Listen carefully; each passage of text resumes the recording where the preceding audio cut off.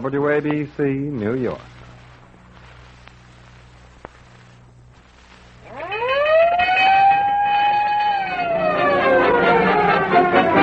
Welcome to Texaco Town. We are all mighty glad that you're here. Welcome to Texaco Town. We are here just to bring you good cheer. Good evening, and welcome from the 45,000 dealers who serve you with Fire Chief, the gasoline with police car pickup, ambulance speed, fire engine power, and passenger car economy. Now we present His Honor the Mayor of Texaco Town, Eddie Cantor.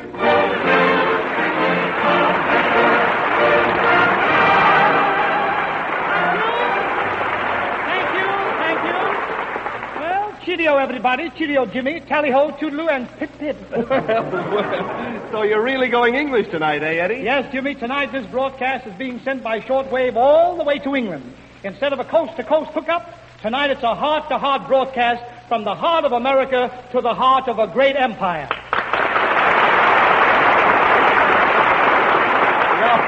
You know, Eddie, it certainly is a thrill for us, and I'll bet the English people are getting a big kick out of it, too. I guess they are, Jimmy. Look, here is a last week's London newspaper that a friend sent me. Uh-huh. Just read that headline, Jimmy. Okay. England will hear Eddie Cantor's songs and jokes. Well, look what it says right next to it. Yeah, let me see. God save the king. Anyway, you know, it's a great thrill to stand here and talk to England. Just think of it, James. My jokes are going over to England on the air. Oh, no, wait a minute. You mean going back to England? Yeah? Yeah, those same jokes came over here with a pilgrim. Yep, quiet. So you're making fun of my comedy, huh? Well, frankly, when you stop telling those jokes, it'll be a relief for me. Jimmy, when I stop telling those jokes, it'll be on relief for you.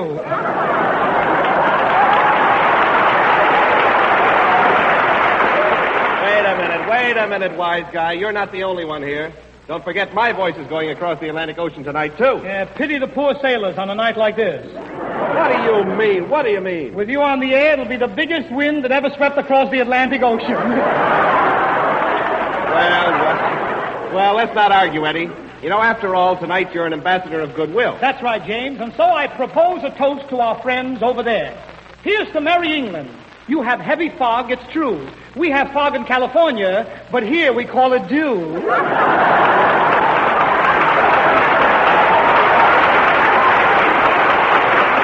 Good-ho, toodaloo, pip-pip, and rather. A fine Englishman, rather. Yeah. Renard, come over here and toast. Toast the people of England. Well, why didn't you say so? I could do that. Listen. Go ahead. Here's to merry England, her roast beef and her cheese, her mutton, plum pudding, and give me lamb chops, please. You fool, that's nothing but a lot of food. Where does the toast come in? Under the lamb chops. Get out of here. Get out of here, Renard, will you? Mayor Cantor. Oh, yes? Here is a cable for you from England. Oh, give me a cable. Let me see. Yeah, read it. Give me, it's from my friend Charles Lawson. Look, he says, we're listening to your broadcast. Thank Texaco for that. Coming over clearly. Thank Columbia for that. We're 6,000 miles apart. Thank heaven for that. How do you like that, Jimmy? Oh, Eddie, he must be fooling. Of course, I know he is. You know, in London, they're crazy about American entertainers. Say, wouldn't that coronation have been a swell spot for Jack Benny? For Jack Benny? Why? He could have broadcast from the palace. Buckingham Benny rides again. Cheerio! Oh, come on, Eddie. Englishmen don't talk that way. Yes, they do, Jimmy. Some of them. You should hear them talk on the telephone. You mean different than we do? Yes. Hand me that phone and I'll show you what I mean. Okay. Now, in England, they don't say hello. They pick up the receiver and say, are you there? And if it's the wrong number, they reverse. The are you there? And they say, there you are. You see? Now, in America, we pick up the receiver and say, hello. And if it's the wrong number, we just reverse it and say, oh. You see what I mean, Jimmy? You know, Eddie, we may kid the English, but their culture is spread all over the world. Yeah, and believe me, they cover a great part of the world, too. That's right. In fact, the sun never sets on the British Empire. No? Think of it. In 24 hours, the sun never sets on British territory. Yeah, think of this. In 24 years, the sun has never set at the Cantor dinner table.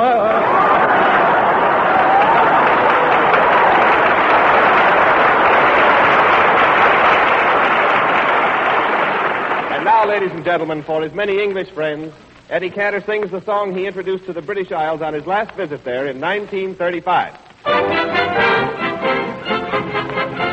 The The folks that live next door to me have a brand new baby, and it nearly drives me wild when they rave about that child. All I ever hear her do is cry. For there's another baby, as cute as she can be, moved in today across the way at number 63, and she's made a hit with me. She's got a dog and cat, a great big picture hat. All the boys just call her baby. She's got a dainty style, a little baby smile, the kind that makes you want to stick around a while. She's got those dreamy eyes, and every time she sighs, you forget your family. The other evening in a cabaret we spent, and when I saw the check, I thought it was the rent. But when the waiter came, she simply signed her name. That's the kind of a baby for me. She's got a dog and cat, a great big picture hat. All the boys just call her baby. She's got a bungalow down where the breezes blow, and lots of other little things you shouldn't know. She's got those dreamy eyes, and every time she sighs, you forget your family. Her father is retired, doesn't have to toil. He's made $1 million out of Texas oil, and she's his only child, and she's awfully wild. That's the kind of a baby for me.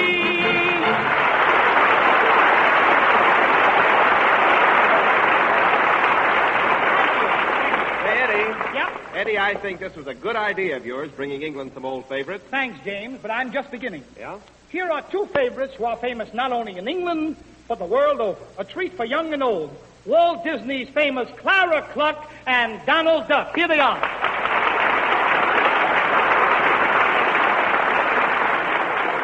Well, hello, Clara Cluck. Hello, Mr. Cluck. And how are you, Donald Duck? Fine. Do you want to fight?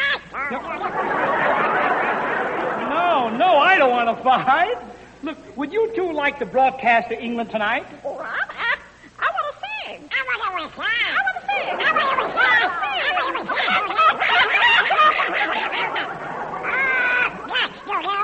sing. Wait a minute.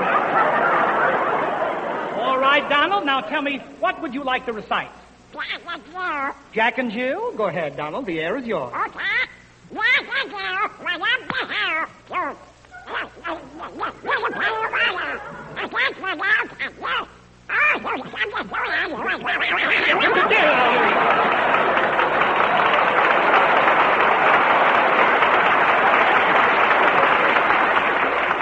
I think you should have done Mary Had a Little Lamb.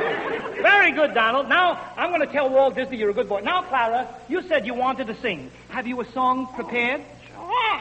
Play, Renard. Go ahead.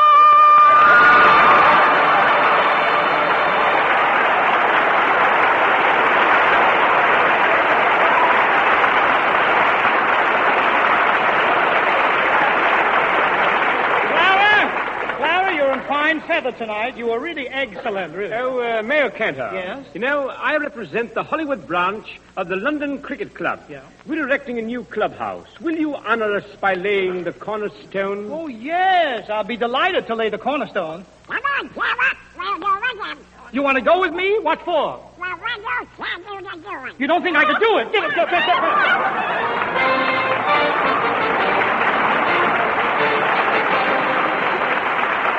Every day, millions of car owners drive the highways of the nation with Texaco Fire Chief gasoline. It will pay you to use Fire Chief, too. Use it because it's fast starting. Use it because it delivers full, sustained emergency power every mile you drive. Use it because it is first choice for the nation's tourists, people who demand motoring economy and know how to get it. Wherever you buy Fire Chief gasoline, in mile-high Denver City or at sea level, Fire Chief gives your engine peak efficiency because it's made for the specific weather and atmospheric conditions at each section of the country where it is sold. Stop at the big red star with the green T, the Texaco trademark.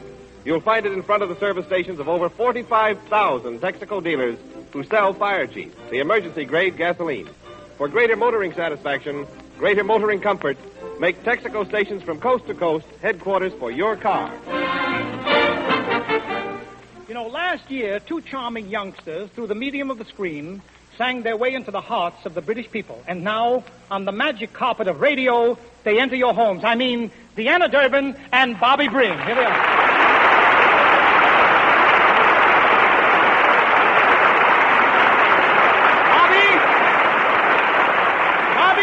Good luck just for you.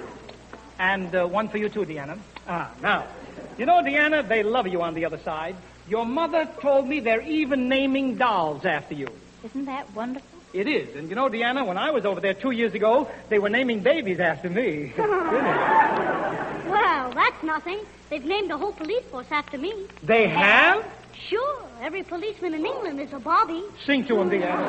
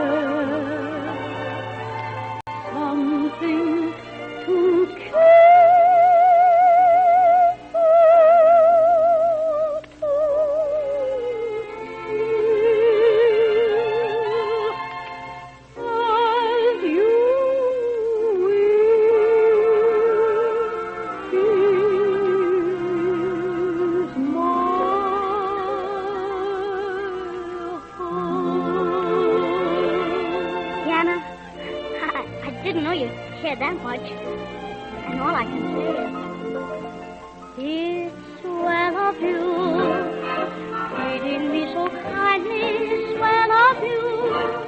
I was heading blindly, then your smile showed me the way to love. It's swell of you, just to let me share the spell of you. Hardly but a pleasant word will do to bring out the blue up above. When I have you as an inspiration, I'm sure to get by. And in appreciation, I promise that I'll love you, dear, until the day I die. It's well of you. While I live my little tale of you, just how grand you are and that you'll be the one for me. You'll never know exactly what you've done for me. Oh, oh, awfully mighty swell.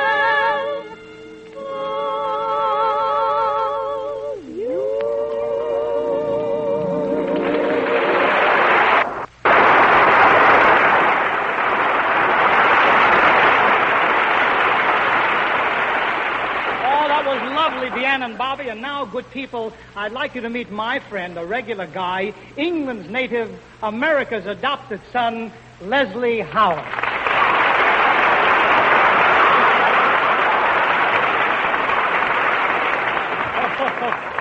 Leslie, you don't know how glad I am to see you, really. Well, Eddie, it's a pleasure to come here for you in Texaco. Texaco? What did you do with the tea? I drank it at 4 o'clock with lemon. With lemon? But listen, there's no lemon with Texaco. Eddie, you don't know what people are saying about you. See, I know you're fooling. After all, you've come here for the third time. Yes, and I'm going to keep on coming back again and again until you pay me. Wait a minute, let me get this. You're going to keep on coming here until I pay you? Ladies and gentlemen, Leslie Howard has just become a permanent feature of this program. Now, seriously, Eddie, I had a definite reason for coming on this program with you. Really? You see, oh, yes. You see, Joe Penner wanted me, and Fred Allen wanted me, Al Jolson wanted me, but I came to you. Well, thank you, Leslie, but why did you turn them down for me? Well, it's only sporting to come to the one who needs you most. Well, I'll admit I can use your help. After all, I'm not a handsome screen leading man like you. Oh, now, Eddie, now don't say that. After all, you have the exact profile of Tyrone Power, you have the dimpled chin of Robert Taylor, and you have that He-Man quality of Jimmy Cagney. Yeah, put them all together and I'm really something, huh? Well, not necessarily, no.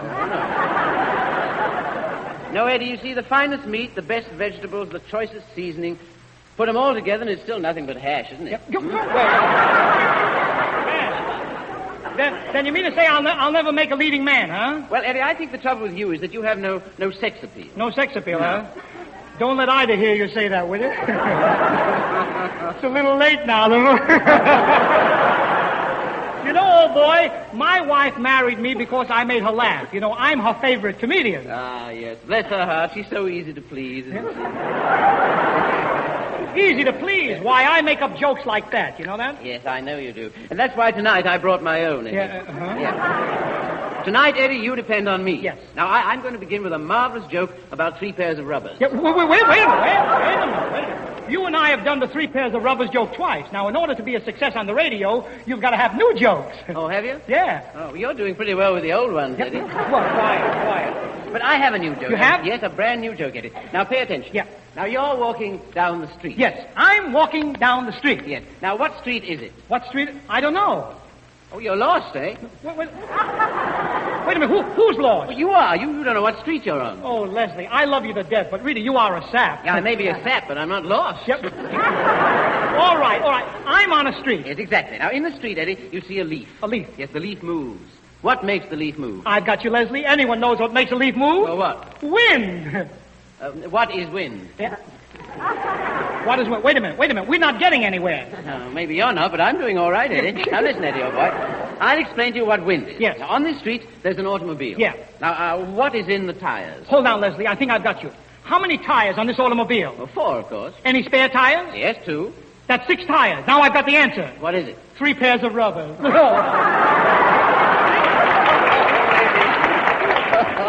You see, Leslie, let me tell the jokes. I'm the comedian of this program. Oh, really? Oh, yeah. Things I never knew until now. Yeah. Wait a minute. You think I can be funny? Listen to this. What is the difference between Charlie Chaplin, Seymour, and Jack Renard? Yes. Wait a minute, Leslie. Why are you laughing now? Wait a minute. I haven't told the joke. Well, I'm laughing now in case I don't understand the answer. All right, here's the joke. What's the difference between Charlie Chaplin, Seymour, and Jack Renard? I'll tell you. The difference is that Charlie Chaplin never talks, and Seymour always talks. Yes, but where does Jack Renard come in? Through the open door. I give up. You give up. Yeah. You don't understand. I'll tell it to you once more, and then I'll go. Yeah, once more, and the audience will go, Eddie. Now, listen carefully. What's the difference between Charlie Chaplin, Seymour, and Jack Renard? Just a moment, Eddie. There are 3 people? Yes. Yes, good. Now, could this take place on a rainy day? Of course it could take place on a rainy day. Then I've got the answer. What is it? 3 pairs of rubbers. Will you please forget the 3 pairs of rubbers? Now, all right, Eddie, then let me tell the joke. Yeah, go ahead and tell it. Splendid. Now, what is the difference, Eddie, between Charlie Chaplin, Seymour, and... Jack Renard. What is the difference? Well, Charlie Chaplin never speaks. Seymour always speaks. Yeah? And... By George, Eddie, I'm stuck. Yeah, what's the matter? I can't figure out how to get Renard through that narrow door. Hey, Eddie. Wait a minute, listen. calling to us. What is it, Jack? Would you please hurry up and get me through this door? It's raining out here. Come on, Leslie. Please do it right this time. Go ahead. Yeah, I shall. Now, what's the difference between... What? Look, Renaud has burst through the door. Here he comes. What happened? Jack, tell me. Jack, what happened? I was waiting outside the door. Yes? And 6 tough guys came up, took all my money, and stole my clothes. 6 men? 6 men robbed you of everything? I have it, Eddie. That's the answer to the whole thing. What is it? Why, 3 pairs of robbers.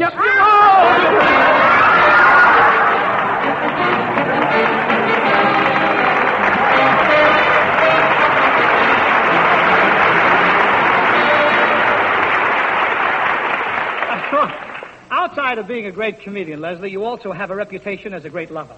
I wonder if you could give us an idea of how you play a love scene. Well, now, I'd be glad to, Eddie, but who am I going to play it with? Yeah, well, there's a crowd of your women admirers outside. In fact, here comes one now. Young lady, would you like to kiss Leslie Howard? Would I? Very well, then. Yeah. Now, here comes another. Oh, I'll kiss her, too. How does that feel? Look. Here's number 3. Come and get it, number 3. My word, Eddie, this is quite a crowd, isn't it? Yeah. Hey, Eddie! What is it, Wallington? How much longer do I have to stand outside selling tickets? Eddie, I'm ashamed of you. Terribly ashamed. I trusted you, Eddie, as a friend, and you commercialized our friendship. Oh, Eddie, the ignominy of it. All America, all England will ring tomorrow with laughter at my humiliation. From this day on, Eddie, wherever I go, behind my back, the scandalmongers will say, women have given money for the kisses of Leslie Howard. Leslie, please forgive me. All my life I've tried to be good. Friendship to me has been a sacred thing. I'd do anything rather than lose you as a friend. Tell me it's not too late.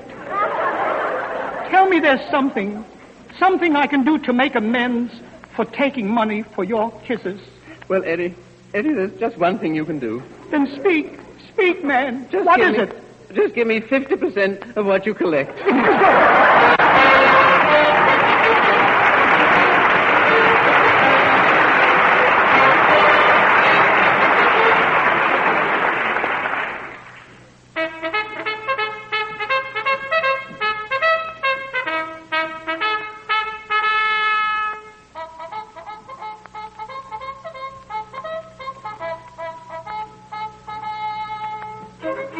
Today is Memorial Day, and all America pays tribute to her fallen soldiers. 19 years ago, we fought in what we hope will be our last war.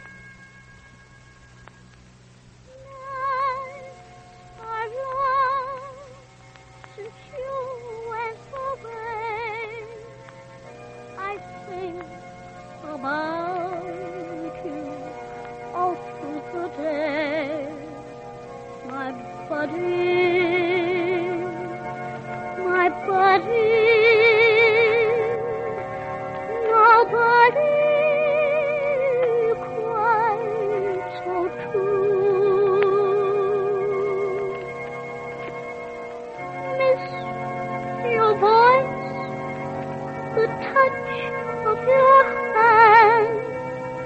Just long to know that you understand, my buddy, my buddy, your buddy misses you.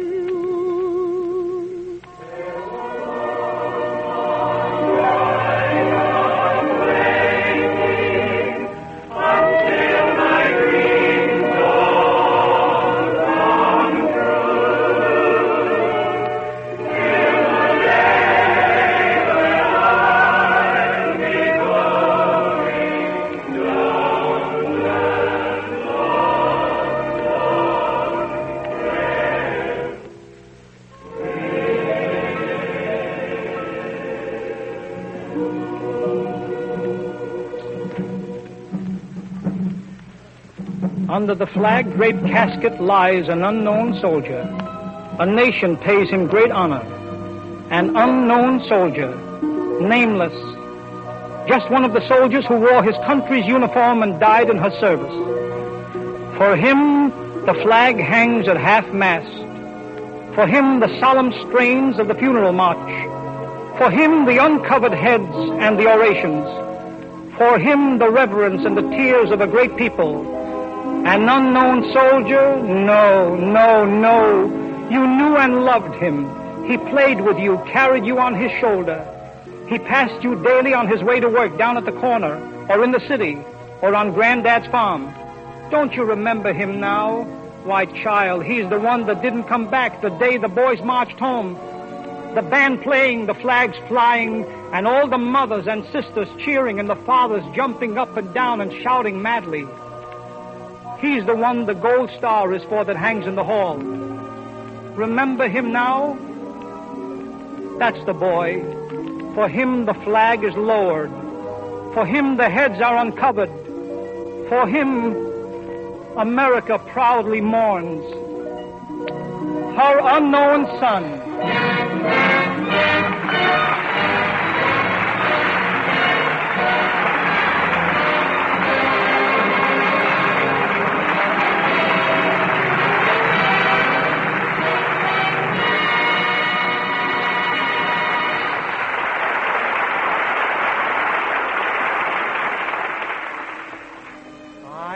To spend each Sunday with you,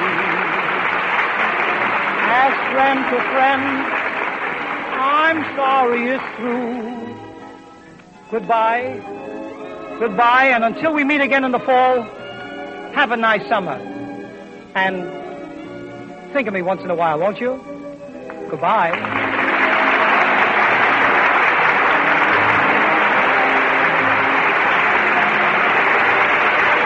The Unknown Soldier, heard on this program tonight, was written by Angelo Patrick.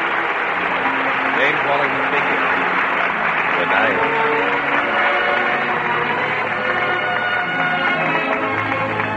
This is the Columbia Broadcasting System.